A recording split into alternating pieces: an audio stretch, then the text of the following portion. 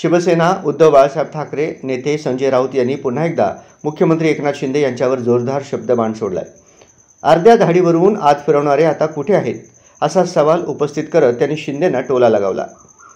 राऊत म्हणाले, जे स्वतःचं अस्तित्व दाखवण्यासाठी फक्त अभिनय करतात त्यांना जनता कधीच स्वीकारणार नाही।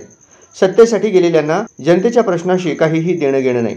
खोट्या प्रतिमेवर उभं राहिलेलं नेतृत्व फार काळ टिकत नाही असं सूचक वक्तव्य करत राऊतांनी शिंदे गटावर निशाणा साधलाय। आणि ते जे आहेत ना डुप्लिकेट शिवसेनावाले कुठे आहेत ते अर्धा दाढीवर नाथ फिरवणारे?